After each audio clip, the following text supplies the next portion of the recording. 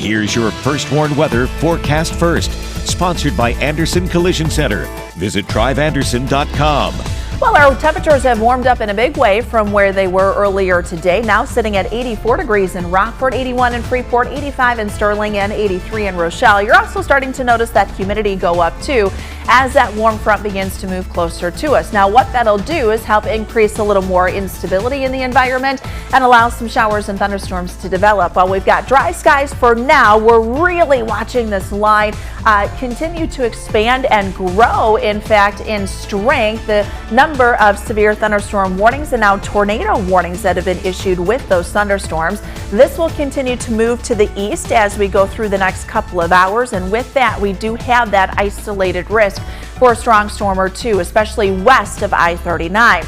I think by far our threat will be heavy rainfall. That's the highest risk we have right now with these thunderstorms as they move in, and that's why we've got a flood watch that has been issued for the counties you see here in green. But we're also keeping an eye on that isolated severe risk, so a tornado watch remains in effect for Joe Davies, Carroll, and Whiteside counties until 9 o'clock here this evening. We'll time out the thunderstorms for tonight and let you know if we have to deal with any for the 4th of July coming up in the First Warn forecast a little later.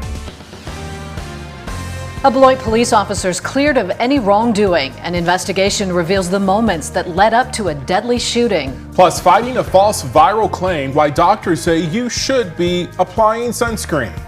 And a State Line Hospice Center gets a boost from a local organization, the thousands of dollars helping fund new programs. Live from WTVO 17. This is Eyewitness News at 5. Good evening, I'm Mimi Murphy. And I'm Wendell Edwards. We thank you for being here. Tonight, a Beloit police officer is cleared of any criminal charges in the fatal shooting of a stabbing attack suspect. Back on May 16th, police were called for reports of a stabbing at a home on Frederick Street. The suspect was identified as Gregory Tracy.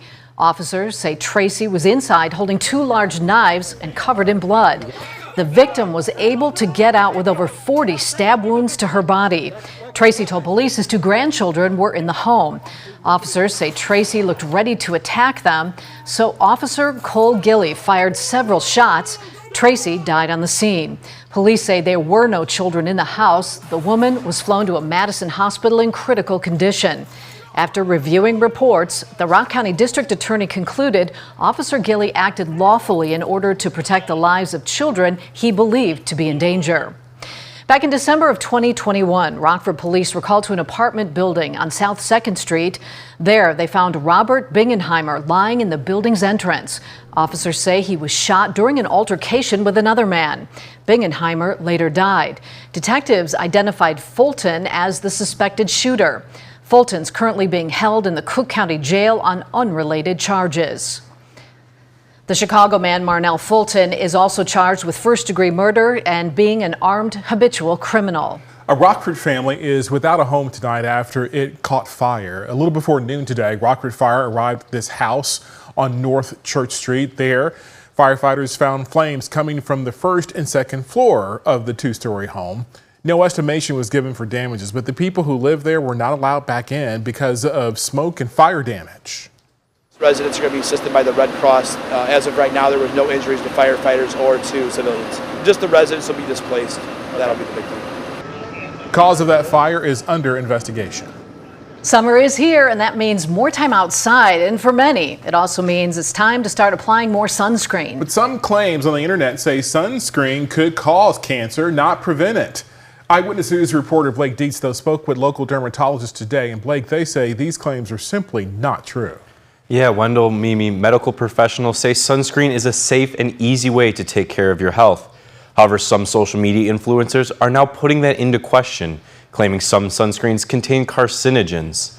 Local health experts I spoke to are pushing back on these claims, saying the sun's rays are nothing to take lightly. Claims center around the more common chemical-based sunscreens, products that contain ingredients like oxybenzone and homosalate, and their reaction to chlorinated pools. While the safety of these chemicals has not been concluded, dermatologist Dr. LaKimberly Coates says using it while you swim far outweighs the risks of being in the sun unprotected. And she has some advice for those wanting to avoid the chemicals while still staying safe. What I saw online was that they're saying now that there is a concern about swimming in chlorinated water and wearing your sunscreen, and I'm saying no. Wear your sunscreen when you're swimming in your chlorinated water. Use a mineral-based sunscreen if you're concerned at all. I personally tend to lean in towards the mineral-based sunscreens because I think they're safer for all ages. Coates says if you're looking to use a mineral-based sunscreen, shop for products that contain zinc or titanium-based active ingredients. Mimi? All right, thanks, Blake. The Biden administration is proposing a new rule to tackle excessive heat in the workplace. Employers will be required to identify heat dangers, develop emergency response plans, and train employees on the signs of heat illness. Construction and delivery workers, landscapers, warehouse workers, and more would all be covered. Penalties for heat-related violations would increase significantly. The proposed regulation would override any current state measures. Around 2,300 Americans died from heat-related illnesses last year. Ahead of the 4th of July, medical experts are also warning people to wear proper protection when watching fireworks. A report from the Consumer Product Safety Commission shows 42% of injuries during the 4th of July last year came from burns, but being too close to the explosion could cause another type of injury. Health experts say loud noises from fireworks can damage the part of the ear that sends sound to the brain. So they advise using protection to keep your ears safe. So you can use insert earplugs as well as over-the-ear muffs. You can actually wear both the earplugs and the ear muffs if you really want to maximize how much you're protecting your hearing. Health experts also advise to stay further back if possible. At the end of the event, watch out for signs that could indicate hearing issues. A record number of people are set to hit the road this week for the 4th of July holiday. And experts share some tips on what you can do to make sure you don't end up in an accident. They recommend checking your car before a trip. That means a complete checkup of brakes, oils, batteries, and gas. Also, make sure everyone traveling is wearing their seatbelts. And don't get distracted while driving. Texting, FaceTiming, or handling a phone while behind the wheel will take your eyes off the road, and that can only lead to deadly consequences. On the 4th, if you'd like to watch the fireworks from home, just tune in to WTVO 17 for our annual live special, A Celebration of Freedom. This starts at 9 Thursday night and will be a live showing of the fireworks over downtown Rockford starting at 9:30. The State Line Hospice Care Center receives a large donation. Byron Knights of Columbus donated $8,000 to Serenity Hospice and Home. The money comes from the Knights annual Lenten fish fry from the 2024 season. This year's donation will help fund Serenity's integrative therapies that aren't funded by Medicare or Medicaid.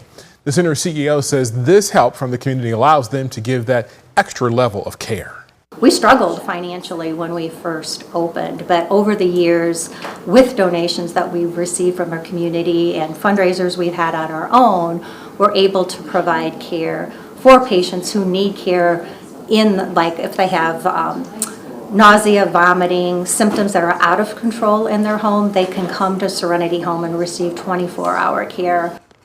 Last year, the Knights presented Serenity Hospice and Home with a check for $5,000. President Biden deals with the aftermath of his debate performance. Up next, the call being made by one House Democrat calling for the president to drop out of the race. And coming up at 6, local police are asking for your help in finding a suspect. The man being accused of robbing 2 Rockford hospitals. Thunderstorms west of the Mississippi River moving closer to us here over the next few hours. Find out what our risks will be as far as those storms as we go through the night tonight, and if we'll maintain that storm risk through the 4th. Coming up in the First Warn forecast a little later. You're watching Eyewitness News, your home team, with Mimi Murphy, Wendell Edwards, Scott Leber, and Chief Meteorologist Candace King. There is now a call from within Congress for President Biden to drop out of the race for president. Democratic Congressman Lloyd Doggett releasing a statement today saying the president should withdraw. This comes days after the presidential debate. Perry Russum's in Washington. For the first time, a sitting Democratic member of Congress is calling for President Biden to withdraw from the race for president. Congressman Lloyd Doggett from Texas writing, President Biden's first commitment has always been to our country, not himself. I'm hopeful that he will make the painful and difficult decision to withdraw. I respectfully call on him to do so. Biden's ability to run for a second term was called into question after his performance in last week's debate. With the COVID, with dealing with everything we have to do with, look, if we finally beat Medicare. Today, Congresswoman Nancy Pelosi, the former House Speaker, on MSNBC. I think it's a legitimate question to say, is this an episode or is this a condition? The White House backing the president. He had a cold and a bad night. I would not see this as an episode. I would see this as what it was and what we believe it to be, which is it was a bad night. It comes as there's fallout in the Supreme Court's ruling on presidential immunity. Sources tell ABC News Trump's legal team is arguing for the guilty verdicts in his felony hush money trial to be thrown out. Trump's lawyers saying the jury was presented evidence they believe should have been protected under presidential immunity. This not only reshapes the presidency, it can reshape the entire functioning of American democracy. And the judge in the hush money trial has agreed to postpone sentencing until September 18th, allowing Trump's lawyers to make their new arguments about presidential immunity in that case. Perry Russum, ABC News, Washington. And it was a wet start to the day. Pretty cloudy, too. When we come back, Candace tells us when rain will move back into the forecast. Now, your First Warn weather forecast from Chief Meteorologist Candace King. Sunshine out there after the rain and the isolated thunderstorms we had from earlier today, but the sun allowing our temperatures to go up and in fact a little more humidity as well. Now while we're dry for the time being, we focus our attention out to the west as we've got a line of thunderstorms really starting to get going here across central and eastern Iowa. You can see numerous severe thunderstorm warnings and tornado warnings issued along that east and southeast of Des Moines. This line continues to move to our east. Instability is building out ahead of that. We don't necessarily have that here locally, but with that, we still could have an isolated strong storm or two. And because of that, a tornado watch has been issued for Joe Davies, Carroll, and Whiteside counties until 9 o'clock here this evening. I think the highest tornado risk is going to stay where those storms are now, so west of the Mississippi River, but we're still keeping an eye on any strong thunderstorm or two, especially across far northwest Illinois, especially if we can build up some of that instability.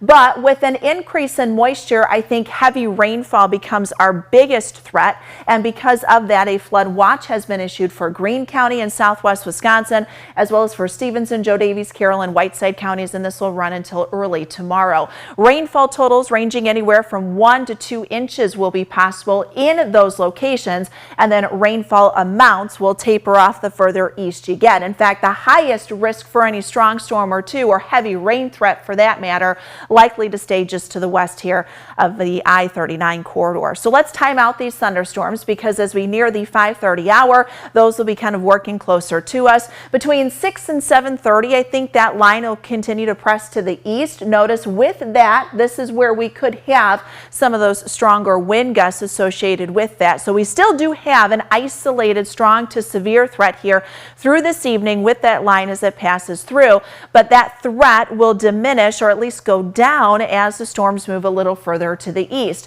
The cold front associated with that settles down to the south. Our skies will clear out once we get into Wednesday. Temperatures are back into the 80s, so there's not a lot of cooling that takes place behind that front. That boundary stays to the north here as we head into the 4th of July. Temperatures are back into the 80s. We may see an isolated storm or two try to develop, but look at this. We could actually hold off on some of that thunderstorm activity until after the 9-10 o'clock hour. So hopefully for our fireworks, things will stay dry. Just depends on if that boundary lifts a little further to the north, but with low pressure passing overhead on Friday, that'll keep a few showers and an isolated thunderstorm risk in there.